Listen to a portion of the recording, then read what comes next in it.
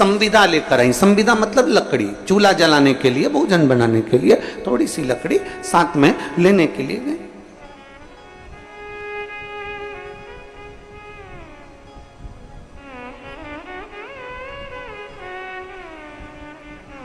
अब थोड़ी सी लकड़ी जब लेने के लिए गई, और लकड़ी लेने के लिए जब वो जाती हैं वन में, जंगल में, और लकड़ी बीन कर जब लेकर आ रही थी, बस लाते लाते लाते लाते लाते लाते माता शांति एक राह में पड़े हुए एक पत्थर से थोड़ी सी ठोकर लग जाती है, और ठोकर लगी और मां शांति उस जगह पर थोड़ा सा गिर गई।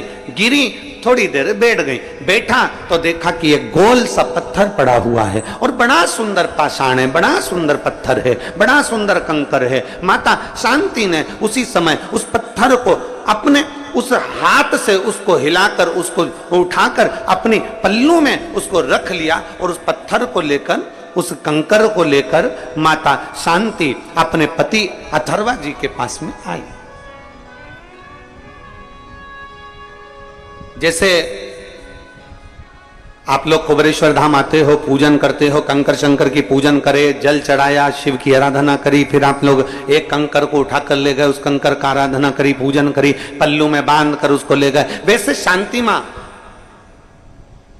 अथर्वा ऋषि की धर्म पत्नी अपने पल्लू में ठोकर लगे हुए उस कंकर को उठाकर, उस एक पाषाण को उठाकर, एक पत्थर को उठाकर, एक स्वरूप को उठाकर रख लेती हैं, और लकड़ी का गट्ठा सिर पर है, मां शांति अपने पति के पास में आश्रम में पहुंच जाती हैं। सुंदर आनंद है, चारों तरफ सुख ही सुख था, चारों तरफ आनंद ही आनंद था। आज जैसे ही अथर्वा बाबा ने पूछा, शांति तुम क्या लेकर आई हो, तुम्हारे पल्लू में क्या है? तुम तो संविदा लेने के लिए गई थी, तुम तो लकड़ी लेने के लिए गई थी, और संविदा लाते लाते तुम ये क्या पल्लू में बांध कर लेकर आ गई? तभी शांति ने बड़े भाव से कह दिया, क्योंकि शिव की आराधना करती थी, शंकर की उपासक थी, शिव आराधना में डूबने वाली थी, शिव भक्ति में डूबने वाली थी, शंकर की आराधना में रमने वाली थी। और जो शंकर की आराधना में रमने वाला होता है, जो शिव भक्ति में रमने वाला होता है, जो शंकर की आराधना करने वाला होता है, जो शिव की उपासना करने वाला होता है, वो जो कंकर मिलता है उस कंकर को उठाकर शंकर को देखने का प्रयास करता है, और उसे कंकर में भी शंकर नजर आने लगता है।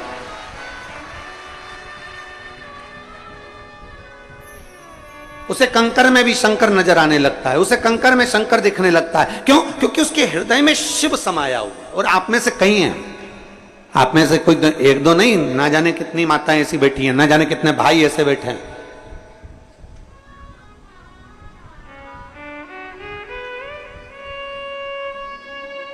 आप में से कई माताएं, कई भाई ऐसे बैठे हैं जो कुबेरेश्वर बाबा की पवित्र भूमि पर बैठते हैं, एक कंकर उठाते हैं, पूजन करते हैं, पूजन करके उसको हाथ में लेकर बहुत देर तक देखते रहते हैं कि इसमें शंकर तो मुझे नजर आए, मुझे शिव तो दिख जाए। और सत्यता तो यही है, नीला चश्मा लगाओगे तो सब नीले दिखेंगे, पीला लगाओगे पीले दिखेंगे। जब दिल में शिव बैठा होगा ना, तो कंकर में भी शिव ही नजर आना प्रारंभ हो जाता है। ये निश्चित शिव ही दिखता है।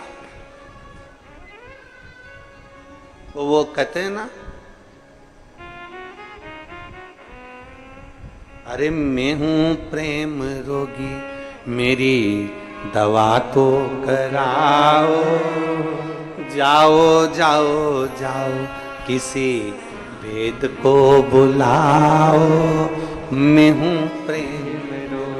जो शिव की भक्ति का डूबा हुआ रोगी होता है, शंकर की भक्ति में डूबा रहता है, राम की भक्ति में डूबा रहता है, कृष्ण की भक्ति में डूबा रहता है, जो परमात्मा की भक्ति में डूबा रहता है, शिव भक्ति में जो रमा रहता है, उसको चारों तरफ शिव नजर आते हैं, उसको चारों तरफ भगवान देवाधिदेव महादेव नजर आते हैं, उसको चारों तरफ शंकर नजर आते हैं। हर एक में वो शिव को देखता है, हर एक में वो शंकर को देखता है, सब में शिव को नजर आता है।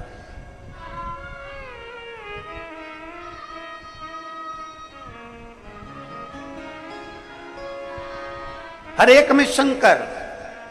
एक दादा हैं, वो उत्तर प्रदेश से, उनकी धर्म पत्नी तो अब नहीं है, पर उत्तर प्रदेश से वो सेवा करने आते हैं, सेवा करने आते हैं उत्तर प्रदेश, केवल सेवा करने के। और वो भोजन भंडारे में हम उनसे हमेशा कहते हैं, काका क्या हाल चाल? बढ़िया। आ गए? आओ आ गए गुरुजी। सेवा करने के लिए पहुंच गए? हाँ गुरुजी। अब वो सेवा में लगे रहते और उनका एक ही काम, जो भी जिसको भी भोजन देंगे तो चिल्ला कर देते हैं, भोले लो भोजन, भोले खिचड़ी, भोले रोटी, भोले सब्जी, भोले ये लो। उसको मालूम है कि जो कुबेरेश्वर बाबा की धरा पर आता है वो इंसान नहीं होता, वो शंकर का एक स्वरूप होता है, उसमें शिव समाया हुआ, उसमें शिव बसा हुआ।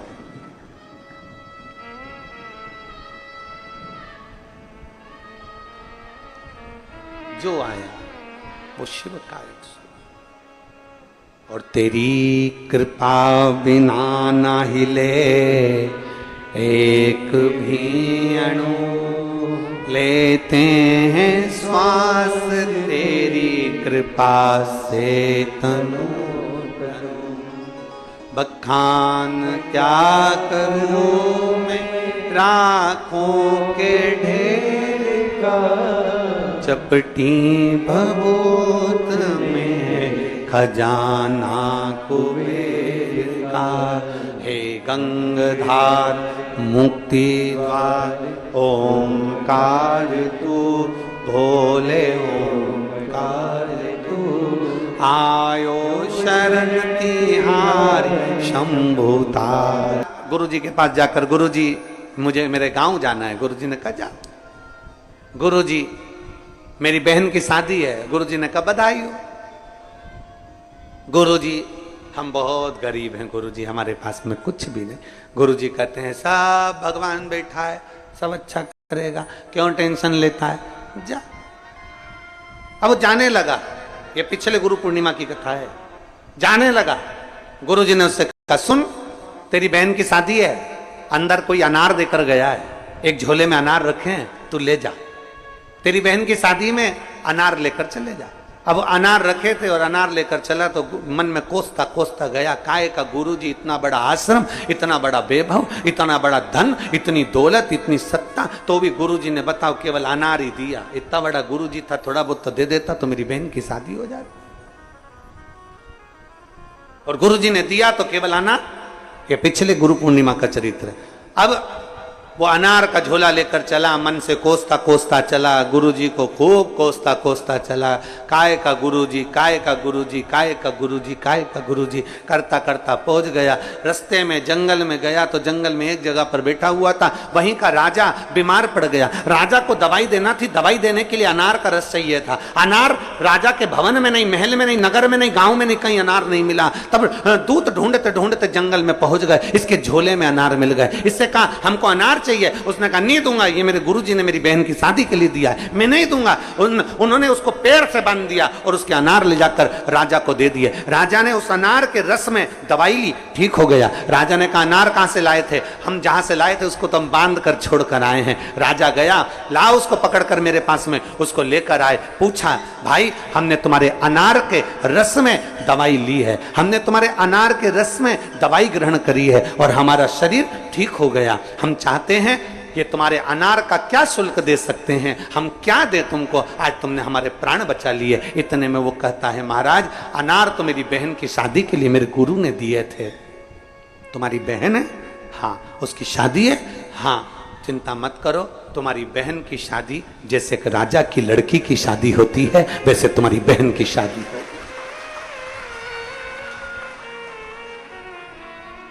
शिष्य की आंख से आंसू बहने लगे कि गुरु ने तो अनार दिए थे पर मेरी बहन की शादी राजघराने जैसी हो गई। मतलब गुरु तो केवल कह देता है, गुरु तो केवल बोल देता है कि आपको एक लोटा जल मंदिर तक लेकर जाना है। गुरु तो कह देता है कि श्री शिवाय नमस्तुभ्यम जपना है। गुरु तो कह देता है कि एक बेलपत्र का सेवन करना है। गुरु तो कह देता है कि आपको शिव भक्ति को धारण करना है। ये गुरु कह देता है, आगे करना आपको, भजन आपको। मां शांति की गोद में पल्लू में एक पाषाण, एक पत्थर पड़ा हुआ। पूछा, अथर्व ऋषि ने पूछा कि ये क्या है तुम्हारी गोद में, क्या लेकर आए हो तुम?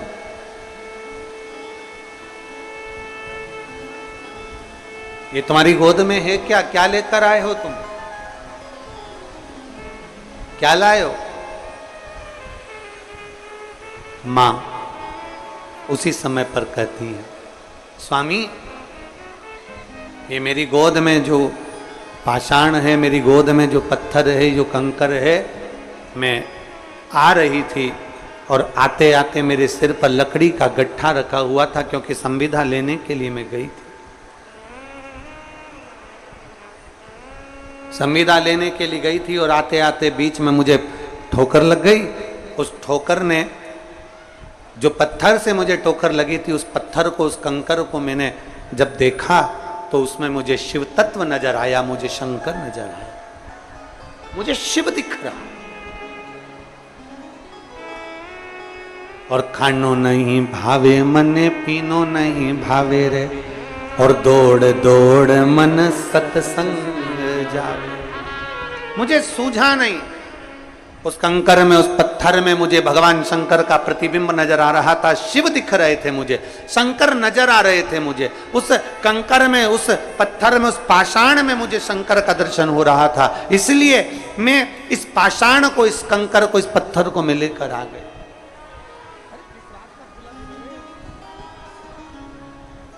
इसलिए मैं इसको लेकर आया।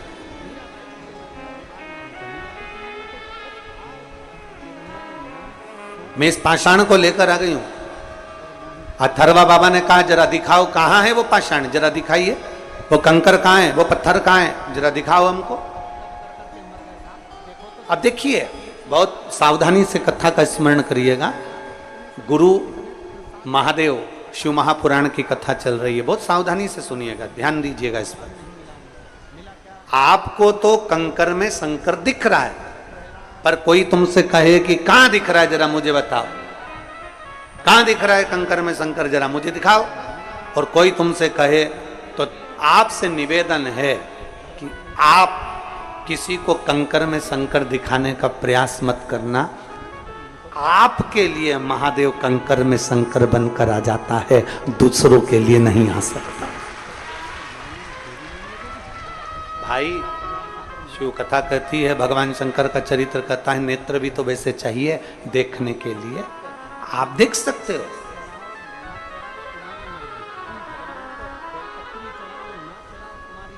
एक निवेदन, जिन लोगों को गीला है तो आप लोगों से निवेदन है, उधर के पंडाल में सूखा है, आप लोग उधर जाकर बैठते जाए।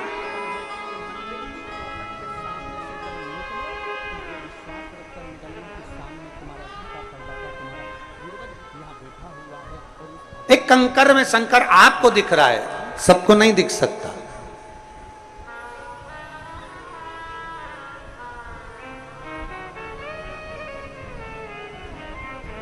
आप में से कई माताएं ऐसी हैं और कई भाई ऐसे बैठे हुए हैं, कई जीजियां मेरी, कई जीजा ऐसे बैठे हुए हैं कि वो जब शिव जी का पूजन करने के लिए मंदिर में लोटा भर के जल चढ़ाने के लिए जाते हैं, भगवान शंकर के मंदिर में जब वो पहुंचते हैं और शिव जी को एक लोटा जल चढ़ाने के लिए जब जा, स्वान आ गया, कुत्ता आ गया, एक शंकर जी के शिवलिंग के पास में चीटा चीटी आ गए, झिंगुर आ गया, कोई जीव आ गया।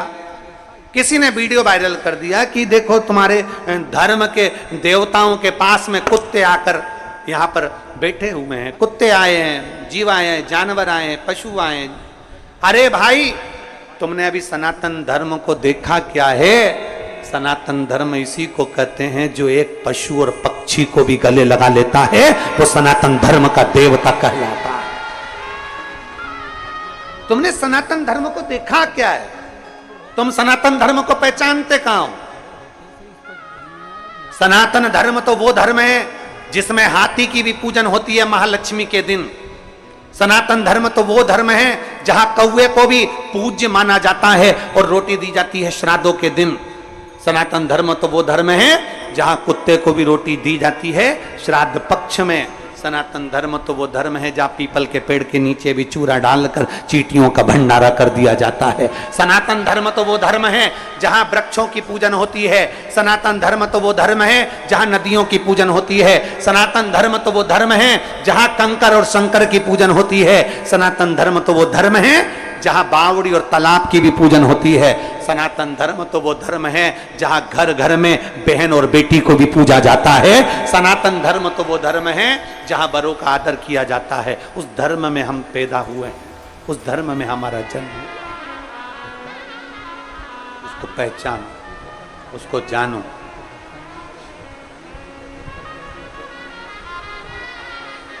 शांति, तुम क्या लेकर आई हो? शांति, तुम क्या लाई हो?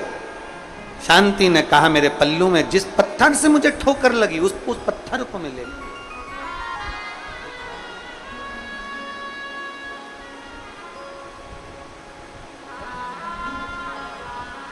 ए भाई, शिव महापुराण की कथा कहती है,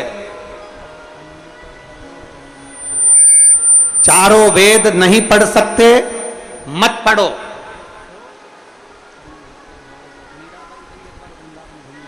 चारों वेदों का ज्ञान नहीं ले सकते मत लो। चार वेद नहीं पढ़ सकते मत पढ़ो। चार वेदों का ज्ञान नहीं ले सकते मत लो। पर चार चीजें अपनी जिंदगी में धारण कर लो। पहली समझदारी, दूसरी जवाबदारी, तीसरी वफादारी और चौथी ईमानदारी अगर है तो चारों वेदों का सार तुम्हारे पास में। चार वेद नहीं पढ़ सकते कोई बात नहीं, चार वेद का ज्ञान नहीं ले सकते कोई बात नहीं, पर चार चीजें अपनी जिंदगी में उतार लो तो चार वेद के बराबर है। पहले नंबर पर समझदारी रखिए, दूसरे नंबर पर जवाबदारी रखिए, तीसरे नंबर पर वफादारी रखिए और चौथे नंबर पर ईमानदारी रखिए, तो चारों वेदों का सार तत्व पूर्ण हो जाता है।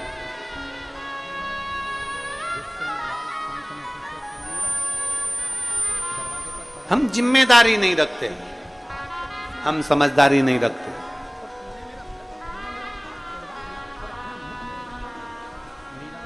कोई आता है कह देता है शंकर जी पे जल मत चढ़ाओ, हम संकोच में पड़ जाते हैं, चढ़ाऊं कि नहीं चढ़ाऊं, पूजन करूं कि नहीं करूं। किसी ने कह दिया शिव जी पे चढ़ा हुआ जल मत पियो, टेंशन हो गया, पीऊं कि नहीं पीऊं।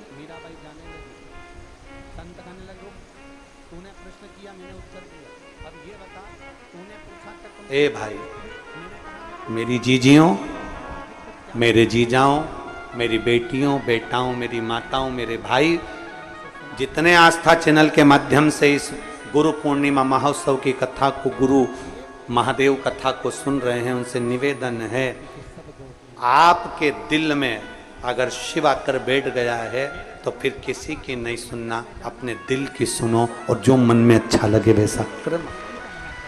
दिल की सुनो।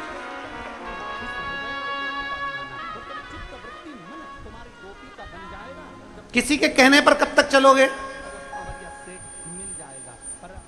अपना टीवी का रिमोट अपने हाथ में रखो, दूसरे के हाथ में दोगे तो वो क्रिकेट ही खेलेगा, दूसरे के हाथ में दोगे तो वो नाटक ही देखेगा, दूसरे के हाथ में अपना टीवी का रिमोट दोगे तो वो कार्टून ही पेश करेगा। अपना रिमोट, अपनी टीवी का अपने हाथ में रखो, उसी तरह अपने दिल को, अपने मन को और अपने शिव को अपने हाथ में रखो, अपनी भक्ति को अपने हाथ में रखो, दूसरे के हाथ में मत जानो। दूसरा कहेगा ऐसा मत करो, जल मत चढ़ाओ, आप नहीं चढ़ाओगे, दूसरा कहेगा ऐसा मत करो, मतलब तुम्हारा रिमोट दूसरे के हाथ में, वो जैसा कहता है तुम वैसा करते हो।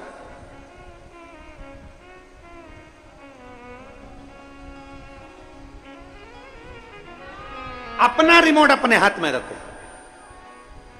वो कहते हैं मैं चाहे ये करूं, जरा बोलना, जरा जम के बोलो जरा, मैं चाहे ये करूं, मैं चाहे वो करूं, मेरी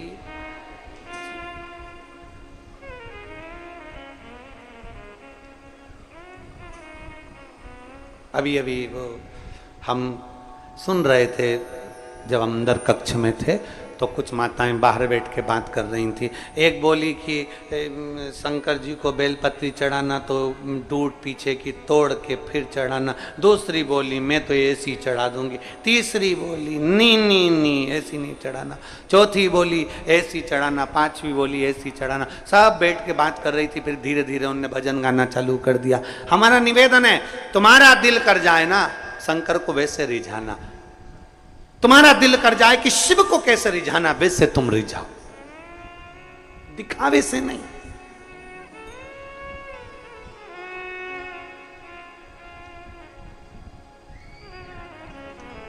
तुम्हारा मन करे वैसा जाए।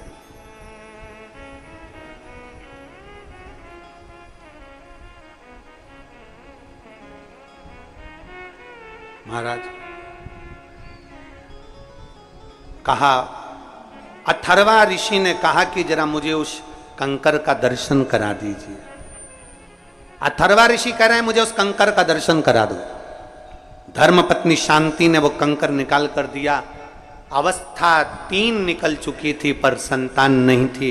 अथर्वा बाबा ने वो कंकर जो देखा समझ गए ये कंकर नहीं है, ये ठोकर लगा हुआ कंकर नहीं है। मेरी पत्नी 3 दिन से आंसू बहा रही है कि अपने घर में औलाद नहीं है।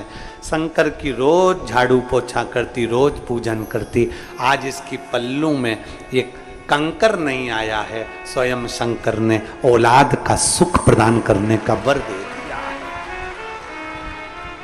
कंकर नहीं है।